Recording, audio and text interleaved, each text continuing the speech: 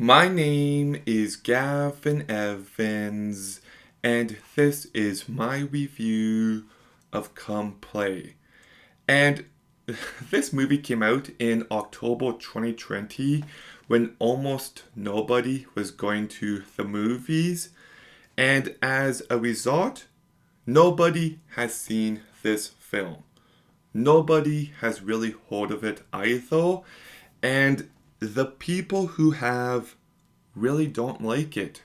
On Rotten Tomatoes, it has a 57% from the critics.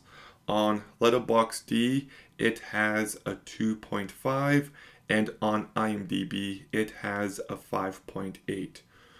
So I remember when I was about to see this movie for the first time and I saw the reviews. So I went in with real low expectations and I was blown away. I loved everything about this movie. I thought it was just terrific, and I've seen it numerous times at this point, and I still love it. Like, in fact, I'm going to say something crazy. I think this is one of the most underrated movies ever made. So, let's begin by talking about the cast. And Ozzy Robertson is phenomenal here. Like, this is a top notch kid's performance because he plays a character who has autism and he could have been too much, he could have been too subtle, but he finds the perfect balance and just always delivers. He brings real emotional weight. He's just really amazing here. And we then got Jillian Jacobs. Oh, Britta's in this? Jokes aside, it's so nice to see a cast member from Community in a movie this good. And this would probably be her best performance.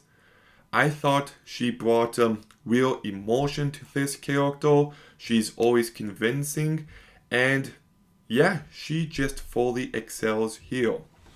We've got John Gallagher Jr., who I did really like in 10 Cloverfield Lane and Short Term 12.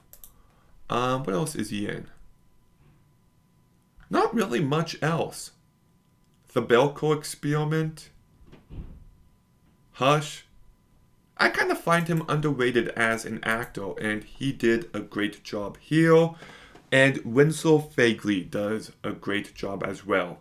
I love how he's kinda of a bratty kid at first, but you realize there's more layers to this character later on, and just everybody fully delivered.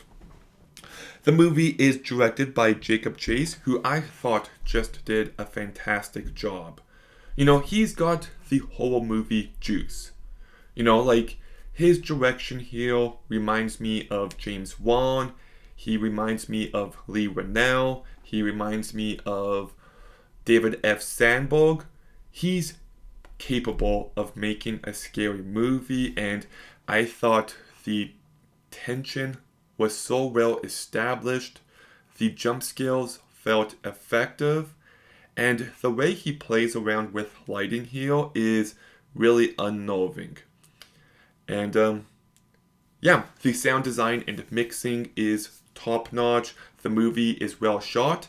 There's actually these weird shots from like the inside of a cell phone, which I really appreciated. But this is a really well crafted movie, and like I said, it delivers on the scales. But then the story actually takes this movie to the next level. Well, it never feels like a generic scary movie. No, like, in fact, there's a really great story here about a mother who is struggling raising her kid. And I thought this movie was about loneliness, and it's about our need for connection. It's about over reliance on technology. It's about intrusive thoughts. It's about how parents can make their problems their kids' problems at points. And I just got so much from the story and characters here. Like, there really is a level of depth here, and I found it to be profoundly moving at points. Um, I don't want to say too much about the ending, but it kind of reminds me of the J.A. Bayona movie, The Orphanage.